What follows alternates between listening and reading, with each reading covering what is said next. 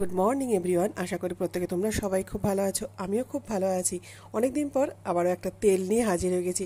যে তেলটা মেখে আমি যে কতটা উপকার পেয়েছি সেটাই তোমাদের কাছে একটুখানি শেয়ার করব। রিসেন্ট আমার চুল উঠছিল খুব, তার মধ্যে সিঁথির যে জায়গাটা, সিঁদুর পড়ার জায়গাটা মাঝখান থেকে চুল উঠছিল খুব।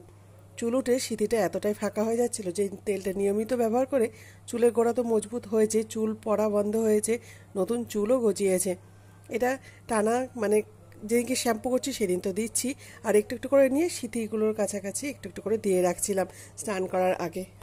তেলটা যে ঠিক কীভাবে তৈরি করছি সেটা তোমরা পাশের যে ভিডিওটা চলছে নিশ্চয়ই দেখতে পাচ্ছ। প্রথমে নিয়েছি অ্যালোভেরা, তারপরে নিয়েছি নারকেল তেল অল্প সামান্য, আর নিয়েছি হচ্ছে সর্ষের তেল। সর্ষের তেল কিন্তু আমাদের চুলে কিন্তু খুব উপকারী। মা দিদিমাদের আমলে কিন্তু সবাই কিন্তু সর্ষের তেলই বেশি ব্যবহার করতো। আবার বাচ্চারা যখন ছোট থাকে তখনও কিন্তু সর্ষের তেল মাথায় দেওয়া হয়। দেখো লক্ষ্য করে, সর্ষের তেলটাকে একটুখানি যদি ফুটিয়ে ঠান্ডা করে নেওয়া যায়, তারপর যদি চুলে দেওয়া যায় তাহলে কিন্তু উপকার। কিন্তু ডাইরেক্ট যদি সর্ষের তেল দেওয়া হয় তাহলে চ্যাটচ্যাটে ভাবটা একটু বেশি থাকে, তাতে দিতেও অসুবিধাও হয়। তার থেকে যদি একটুখানি গরম করে নিয়ে তার সাথে একটুখানি মেথি, সেটাও দেওয়া যায়, আরও উপকার পাওয়া যায়। আর কী কী দিয়েছি সেটা তোমাদেরকে তো বললামই। মেথি দেওয়া আছে ওর মধ্যে, অ্যালোভেরা, সর্ষের তেল আর নারকেল তেল, এই চারটে জিনিস মিশিয়ে তেলটাকে তৈরি করেছি। আর যেদিন আমি এরকম তেল ব্যবহার করি তার সাথে কিছু না কিছু একটা হেয়ার প্যাক আমি ব্যবহার করি। আজকেও দেবো একটু মেথি, আর মেথির সাথে এখানে শুধু তেল, আর কিছুই মেশাবো না। আর যে তেলটা তৈরি করেছিলাম সেটা মাথায় কিন্তু আমার দেওয়া পুরো কমপ্লিট হয়ে গেছে।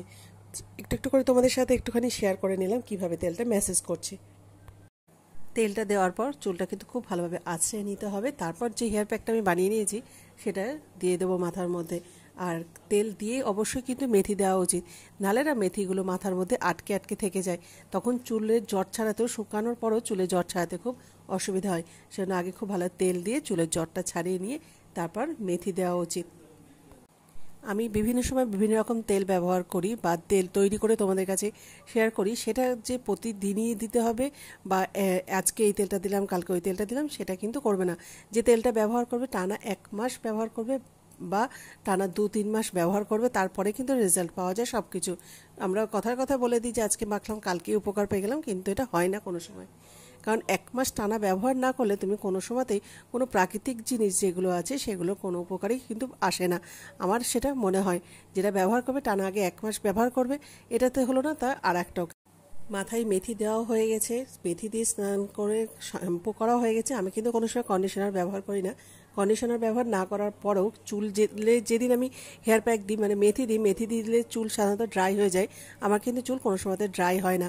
2-3 দিন ঠিক এরকমভাবে নর্মাল একটা যে সিল্কি সিল্কি ব্যাপার, চুলের মধ্যে একটা শাইনি ব্যাপার, যেটা সবসময়তে কিন্তু আমার থেকে যায়।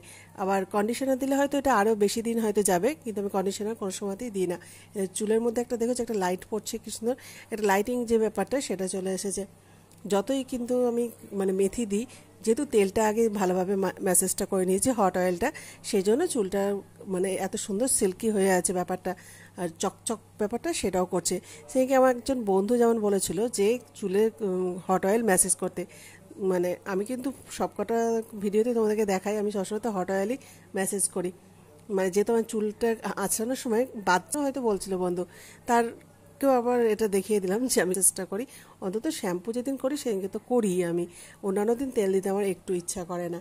দেখো চুলটা কত সুন্দর লাগছে, তোমাদেরকে দেখিয়ে দিলাম। আর কি, আজকের মতো ব্লগটাকে এখানে শেষ করলাম। থেকো।